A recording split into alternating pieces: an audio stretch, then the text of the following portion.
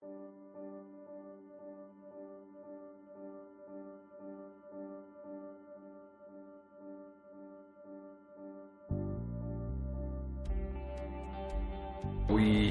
got a chance to film Roelly Winklaar as he arrived to Tampa to compete at the Tampa Pro with his trainer Grandma.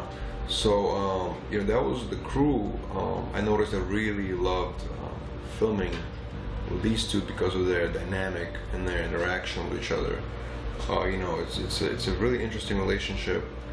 First of all, you never see you know, a woman trainer, so it's cool to see them. They're like best friends, and she's the trainer, and she's also like almost like a mother figure to him. And you know, they spend a lot of time together. They travel everywhere they go, and it's a very interesting dynamic. So the crew really loved this story, and Roelly was going through a lot of pressure at the time because he still had to qualify for the Olympia. So he arrived to Tampa with an agenda to win Tampa Pro and then be qualified for, you know, for the Olympia. So I got a chance to see how the bodybuilder prepares for the show, right? You know, days before the show. And I think it was 5 days before the show, and he was dropping the water weight, and he was on a very strict diet, and he was still working out very hard in the gym at the same time. So Grandma was really pushing Roelly to work out hard, and he's definitely, they call him the beast.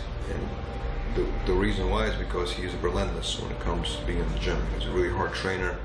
Even when he was completely, you know, losing the water and he wasn't eating much, he was still going hard in the gym. So it's cool to see that. But you know, it was very dramatic that Roelly didn't win the Tampa Pro. He actually got 4th place, and you know, that caused him to continue his journey.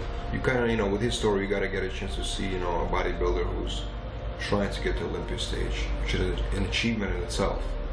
And of course, Grandma and him are, you know, they had their moments. There are moments where they, you know, kind of trying to figure out which way is the best way to pose. They were going through a lot of back and forth, and it was you know, it was moments where, you know, it got uncomfortable, but we still had to film, you know, our movie, and you know, we had to be there for all that stuff. So in the film, you see the good and the bad.